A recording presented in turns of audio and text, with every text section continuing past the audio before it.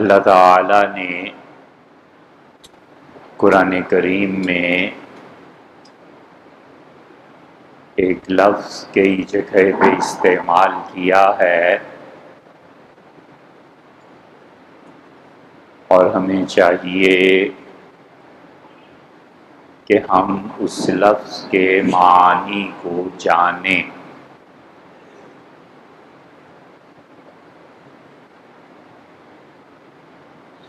اللہ تعالی ارشاد فرماتے ہیں کہ حضرت نوح علیہ السلام نے ہم سے دعا مانگی اور وہ اپنے بیٹے کی سلامتی کے لیے تھی، اور ہم نے ان سے کہا کہ انی اعیذک، اے نوح میں تمہیں نصیحت کرتا ہوں کہ تم جاہلوں میں سے مت ہو جاؤ۔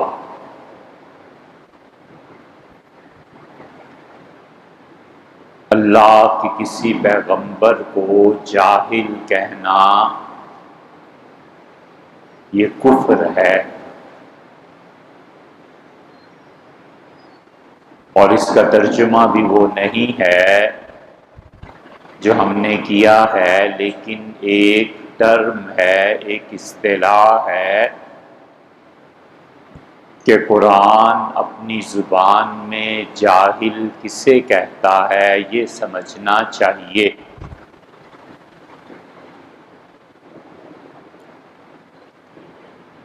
جس چیز کا نام علم ہے،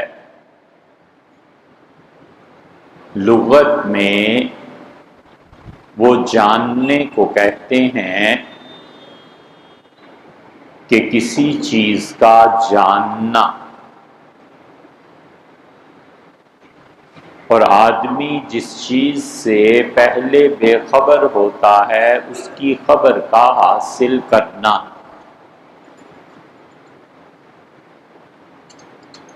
اس لیے اللہ تعالی ارشاد فرماتے ہیں کہ علم آدم الاسماء، اور ہم نے حضرت آدم علیہ السلام کو تعلیم دی تمام ناموں کی۔ ایک جگہ ارشاد فرماتے ہیں کہ آپ ہم سے دعا مانگا کیجئے کہ رب زدنی علما، اللہ میرے علم میں اضافہ فرما۔ حضرت عبداللہ ابن مسعود رضی اللہ عنہ سلام پھیرنے سے پہلے نماز میں جو دعائیں مانگتے تھے، وہ ایک دعا یہ بھی مانگتے تھے کہ رب زدنی علما و ایمانا و یقینا۔ رب زدنی علما، اللہ میرے علم میں اضافہ فرما، و ایمانا، اور ایمان کی کیفیت میں، و یقینا، اور اللہ یقین میں اضافہ فرما۔ تو علم کی ایک قسم مبنی ہے اس بات پر کہ آدمی سیکھے، لیکن آپ غور کریں کہ قرآن جہالت کس معنی میں استعمال کرتا ہے تھوڑا سا مشکل اور باریک مسئلہ، لیکن اگر سمجھ میں آ جائے تو قرآن کی تفسیر کا ایک پورا باب، چیپٹر اور پوری ایک اصطلاح سمجھ میں آ جاتی ہے کہ قرآن ہمیشہ جاہل کا لفظ بمقابلہ علم استعمال نہیں کرتا۔ آپ شروع کریں حضرت نوح علیہ السلام سے اور دیکھیں علم کے مقابلے میں یا جہالت کے مقابلے میں چیز کیا لا رہے ہیں۔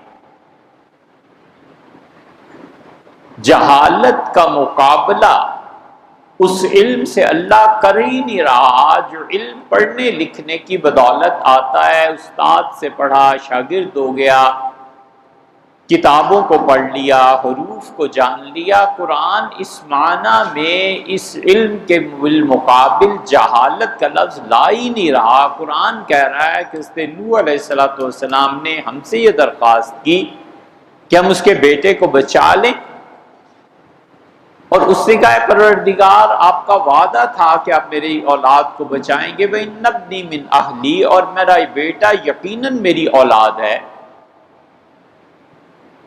اللہ تعالیٰ نے فرمایا إِنَّهُ لَيْسَ مِنْ أَهْلِكَ،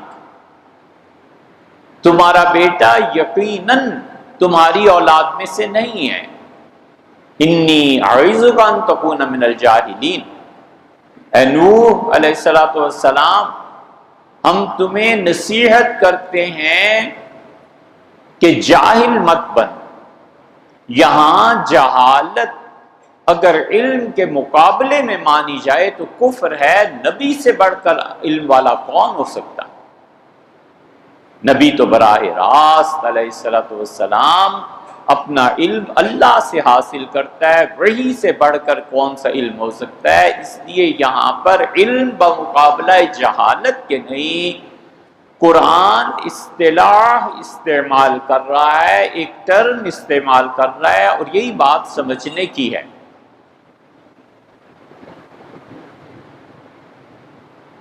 دوسری جگہ اللہ تعالیٰ فرماتے ہیں کہ حضرت یوسف علیہ السلام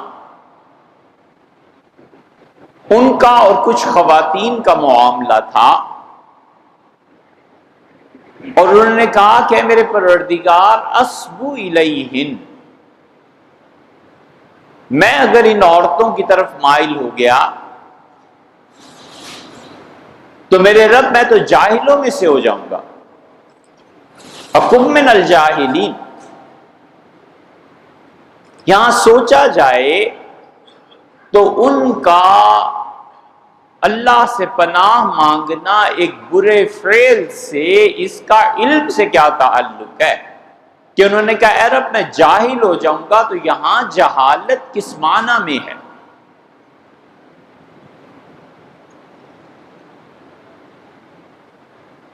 تیسری جگہ آپ دیکھ لیں، اللہ تعالی حضرت رسالت مآب صلی اللہ علیہ وسلم اصرار کر رہے ہیں کہ اے رب انہیں کوئی معجزہ دکھا دے تاکہ یہ مجھے مانے، میری بات کو مانے۔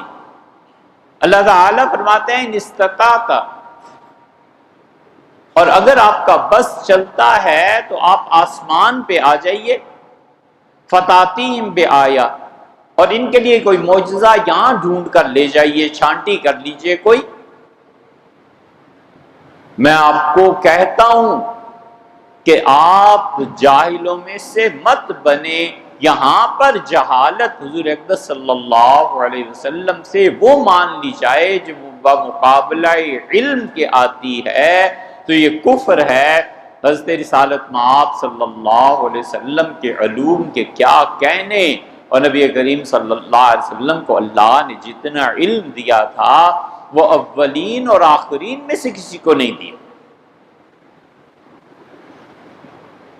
اس لیے قرآن جس چیز کو جہالت کہہ رہا ہے، نوح علیہ السلام کے معاملے میں، حضرت یوسف علیہ السلام کے معاملے میں، حضرت رسالت مآب صلی اللہ علیہ وسلم کے معاملے میں، اور پھر اسی طرح چوتھی جگہ پھر قرآن کہتا ہے وَعَارِضْ عَنِ الْجَاهِلِينَ، اور درگزر کیجئے ان لوگوں سے جو جاہل ہیں۔ پھر پانچویں جگہ قرآن اسی لفظ کو استعمال کرتا ہے اور کہتا ہے کہ وَإِذَا خَاطَبَهُمُ الْجَاهِلُونَ، اور جاہل لوگ جب ان سے گفتگو کرتے ہیں قَالُوا سَلَامًا، وہ سلام کر کے الگ ہو جاتے ہیں۔ یہ پانچویں مقام پر قرآن جاہل لایا ہے۔ اور حضرت موسیٰ علیہ السلام کو بھی دیکھ لیجئے، حضرت موسیٰ علیہ السلام نوح اور یوسف اور سیدنا محمد صلی اللہ علیہ وسلم کے ساتھ ساتھ حضرت موسیٰ علیہ السلام بھی آ گئے۔ وہ اپنی قوم سے کہہ رہے ہیں کہ اللہ کا حکم یہ ہے کہ ان تذبحوا بقرہ، تم ایک گائے کو قربان کرو۔ اور وہ کہتے ہیں تتخذنا ہزوا، آپ ہمارے ساتھ مذاق کر رہے ہیں. قال اعوذ باللہ ان نکون من الجاہلین، موسیٰ بولے علیہ السلام اور فرمایا کہ میں اللہ کی پناہ مانگتا ہوں کہ میں جاہل ہو جاؤں. اب یہاں علم کا کیا تعلق ہے؟ اس علم کا جو انسان اپنے اسکول، کالج، یونیورسٹی، مدرسے، جامعہ میں پڑھتا ہے، اس علم کا یہاں کیا تعلق بنتا ہے؟ اس لیے اور انبیاء علیہ الصلوۃ والسلام کے معاملے میں بھی یہی لفظ اللہ نے استعمال کیا ہے. یہاں اگر علم کا مقابلہ بمعنی جہالت کے کریں تو یہ کفر ہے. موسیٰ اور نوح اور یوسف، حضرت رسالت پناہ علیہ الصلوۃ والسلام سے بڑھ کر ان کے زمانے میں کون علم والا تھا؟ نبی سب سے زیادہ علم والا ہوتا ہے، کیونکہ براہ راست وہ اللہ سے علم کو حاصل کرتا ہے.